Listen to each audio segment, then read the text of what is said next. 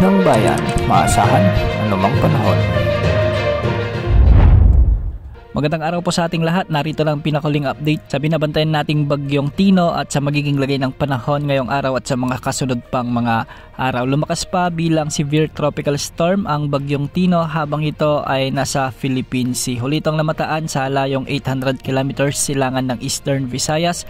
Taglay na nito ngayon ang lakas ng hangin na umaabot sa 95 kilometers per hour malapit sa gitna at pagbugsong umaabot sa 115 kilometers per hour. Kumikilos ito ng pakanluran sa 30 kilometers per hour at meron itong diametro ng kaulapan na maabot sa 240 kilometers. Ngayong araw, nakataas na ang tropical cyclone wind signal number 1 sa Eastern Samar, Northern Samar, Samar Province, Biliran, Leyte, Southern Leyte at Camotes Island. Samantalang signal number 1 din sa Dinagat Islands at Surigao del Norte. Ang mga lugar na ito ay makakaranas na ng mga pag-ulan at pagbugso ng hangin sa susunod na 24 hanggang 36 na oras. Base sa latest forecast track ng Pag-asa, inaasahang lalakas pa ang bagyong ito bilang typhoon category bukas araw ng Lunes. Mapamanatili ng bagyo ang kanyang lakas bilang typhoon category hanggang sa maglandfall ito sa araw ng Martes o gabi ng Lunes sa may Eastern Samar o Eastern Visayas o di kaya naman ay sa may Dinagat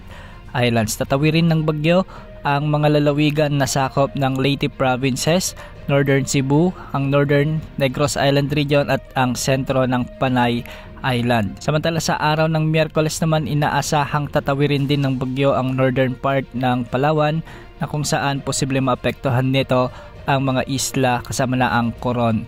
Inaasang makakalabas na rin sa ating area of responsibility ang bagyong Tino sa araw ng Huwebes. Ayon sa Pag-asa, posibleng itaas ang signal number 4 sa maraming lugar na direktang madadaanan ng bagyo kung saan nakapaloob ito sa may typhoon category. Hindi rin inaalis ang posibilidad na umabot sa super typhoon category ang bagyong ito ayon sa Pag-asa dahil ito ang nakikita ng ilang mga weather agencies na kanilang tinitignan.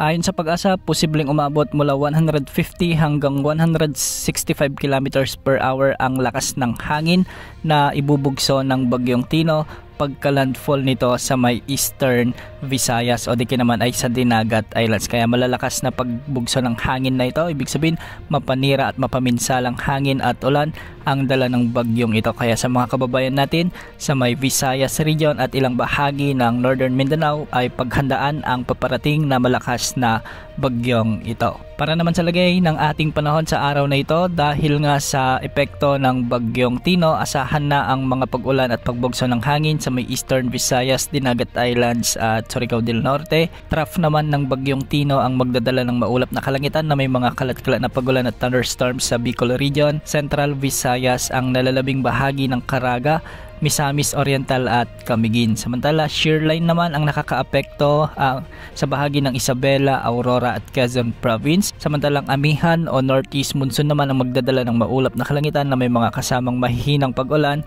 sa Ilocos Region, Cordillera Administrative Region at nalalabing bahagi ng Cagayan Valley. Sa Metro Manila at nalalabing bahagi ng bansa, asahan naman ang bahagyang maulap hanggang sa maulap na kalangitan na may mga isolated rain showers and thunderstorms. Dulot ito ng mga localized thunderstorms. Matataas na pag-alon na ang inaasahan ngayon sa Northern Luzon, sa silangang bahagi ng Central Luzon at Southern Luzon kasama ng Mindanao dahil posibleng umabot ang mga pag-alon hanggang 4.5 meters. Sa Palawan, sa nalalabing bahagi ng Luzon at nalalabing bahagi ng bansa, posibleng umabot ang mga pag-alon hanggang 1.8 meters. Yan muna ang latest sa lagay ng panahon. Ito po ang weather update ng bayan, maasahan anumang panahon.